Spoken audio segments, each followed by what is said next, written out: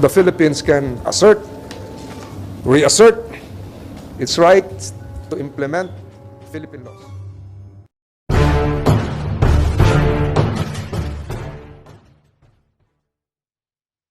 Yesterday, we filed a Senate Resolution 1083. I hope you have a copy, calling for the Senate Committee on National Defense to conduct an investigation in aid of legislation on alleged wiretapping of the Chinese Embassy in Manila against the Armed Forces of the Philippines Western Command.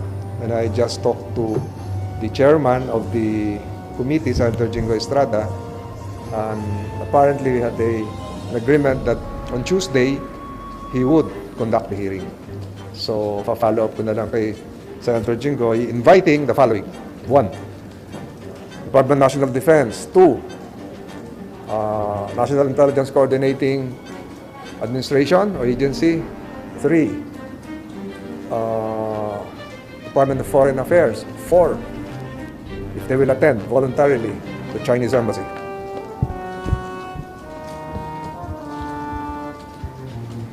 We have heard of a pending investigation that will be conducted by the National Bureau of Investigation concerning the matter, and it is a serious breach of existing international law for an embassy, a foreign embassy, to violate internal and domestic laws of a host country. And I'm referring now to Republic Act 4200 or the Anti-Wiretapping Law. So ito yung violation. Hindi pa kayo nagtatanong, siguro ang sasabihin ko na lang, ano yung consequences? We have precedents. If you can do an additional research, 2020, the Chinese Embassy hacked the Australian Parliament. 2018, the Russian 2018, Russian diplomats were expelled from the U.S. consulate in Seattle. 2018, after the alleged poisoning of a prominent Russian citizen by the name of Sergei, I forgot the last name, 23 Russian diplomats were expelled from the Russian embassy in London. So kung ano man yung kalalabasan itong investigasyon, the content would be extraneous to the investigation. Ang gusto lamang patunayan dito ay kung nagkaroon ba talaga ng wiretapping. What would be the consequences? Consequences, 1, pwedeng i-declare na persona non grata. Pag persona non grata, pauwiin. Number 2, it can lead, I'm not preempting what the Department of Foreign Affairs would do. It can lead to the Department of Foreign Affairs calling for the reduction in size of the personnel of the embassy. Pwedeng, kasi yung lahat po yan, especially the non-diplomatic personnel, yung administrative, yung clerical, yung staff, yung cook, yung driver, ini-issuehan niya ng visa ng Pilipinas. Pwede cancel yung visa, umuwi muna. Ganun yung ginawa doon sa mga ibang insidente. And it can even lead to a downsizing of the Chinese embassy here in Manila. Depende ho yan kung ano yung mapapatunayan. So these are all speculations, pero yung sinabi ko kanina, 2018, 60 Russian diplomats were expelled in their consulate in Seattle. Madami-dami yun. I have here the exact number of the Chinese personnel in the following places in the embassy in Manila. Hindi ko naman babanggitin kung ilan kasi in fairness to them and in compliance with existing diplomatic protocols, they have a consulate in Cebu, they have a consulate in Davao, and surprisingly, they have a consulate in Ilocos Norte. So, madami sila. So, kung ano yung magiging resulta ng investigasyon nito, the Philippines can reassert its right to implement Philippine laws. Batas natin yung 4200. Wiretapping law, that's espionage. May holding take query is that already an punishment. Kaya binanggit ko kanina extraneous. Extraneous, quote and quote, underscore, extraneous. Ibig sabihin, wala itong acknowledgement na nagkaroon nga talaga ng pag-uusap na merong new model. Because that's extraneous. Ang tinutukoy natin dito, was there indeed a wiretapping?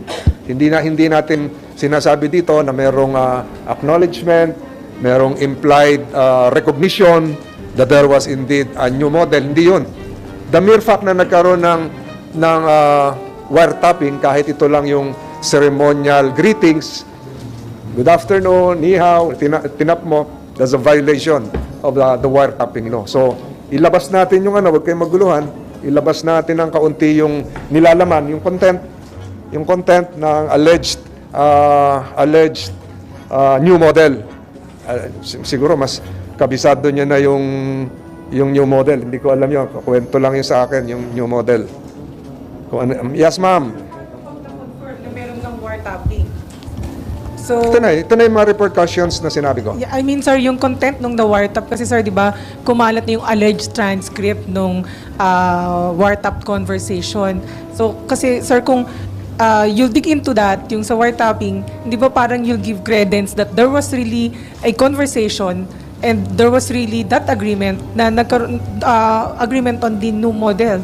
So, hindi ako dun sa, hindi, yung, kung mababasa nyo yung Senate Resolution 10, I'm sorry, hindi pala 1083, 1023, kung mababasa nyo, it also contains a statement coming from General Bronner that the AFP will not dignify the claim of the Chinese embassy, and I'm quoting, in Manila, that our organization has agreed to a new model for the conduct in Ayungin Shoal, unquote, unquote. So, it doesn't have to be an affirmation of the validity of the intrinsic substance of the agreement. So, extraneous nga, kaya binanggit ko. So, yung sa akin, nagkaroon ba talaga ng pagtitape?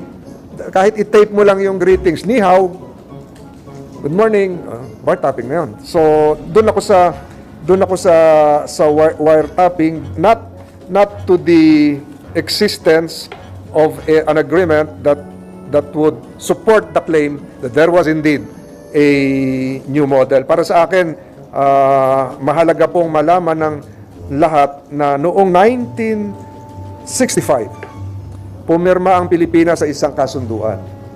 Noong 1975, ni-ratify din ng China ang isang kasunduan. And they call this convention the Vienna Convention on Diplomatic Relations. And I quote Article 41, diplomats must respect the laws and regulations of the host country and must not interfere in its internal affairs. Wiretapping violates this provision. Sino nyo makukuha yung confirmation kung meron ng wiretapping? Paano?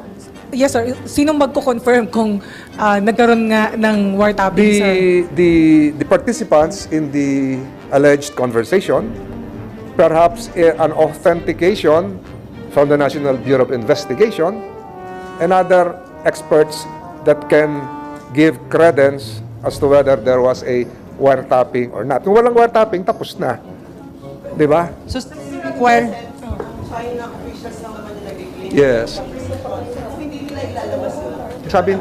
Sabi lumabas na. Snimpa? Transcript po yata, sir. Saan galing Transcript yung lang. galing yung transcript?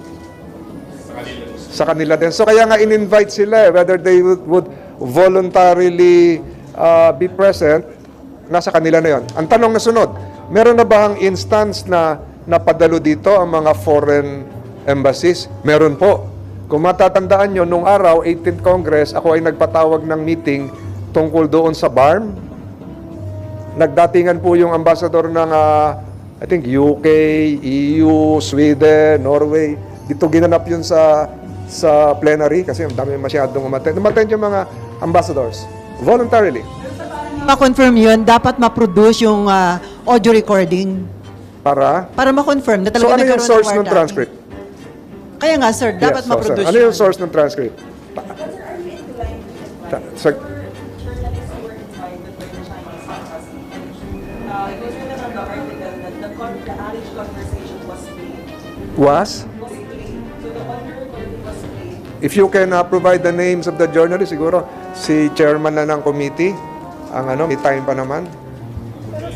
Are you, kasama ka doon sa nakarinig? We will invite you. We will invite you. Anong pangalan mo, ma'am? You have the right to remain silent. Okay. So pinlay talaga nila, no?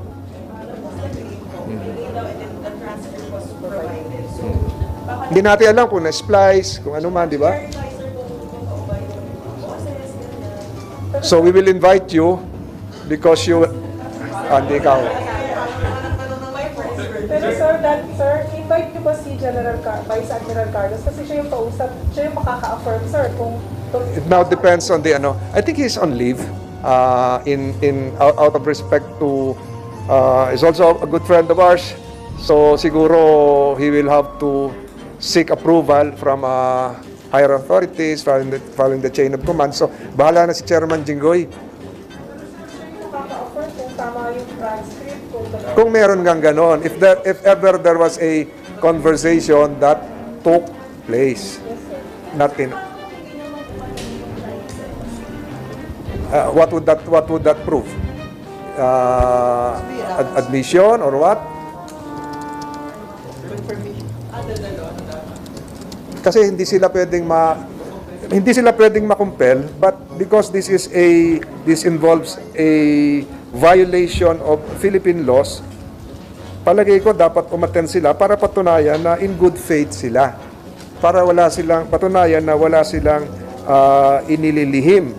So nasa kanila na 'yon na kung dadalo sila. Pero I'd like to reiterate, RA 4200 makes it illegal for any person to secretly overhear, intercept, or record any private communication without the consent of all parties involved. You mentioned kanina na nag-downsize. Pwede yung Na? the recommendation, pwede i-downsize yung delegation. Yes. Ito ba yung first time na may ganong mangyayari? First time ito First time ito kaya mabigat ang wala pa tayo, hindi pa natin ito nagagawa and the staff of the Chinese embassy is quite large. Sir, Kaya nga top secret Hindi kayo. Yes. Wala. I think so. They have a consulate in Ilocos Norte, Davao, Cebu, and Manila. Yung Japan ata, ang Korea parang meron din sa Davao. Sa Bambansar lang. Sir, paano po Sir, may inviting the Chinese officials sir, sa hearing. Is that already a violation din ng international convention? Hindi naman. The convention, the convention is, akin ba to? The convention is very specific. Ang nilalaman ng convention, and I think we're following this, is that it outlines, it mandates the inviolability of the premises of the diplomatic mission. Wala tayong ginagalaw doon, di ba? The host country cannot enter without the consent of the embassy.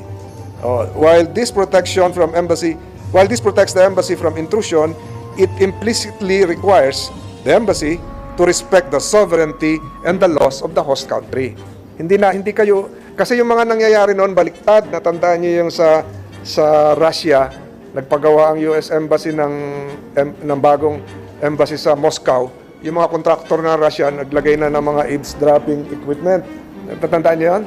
Hindi James Bond story. So, as long as ginagalang natin yung operations nila, free communication of the diplomatic mission for official purposes, walang violation tayo. Pero yung host country ay dapat igalang din yung batas ng host country, dapat igalang din ng mga napunta rito.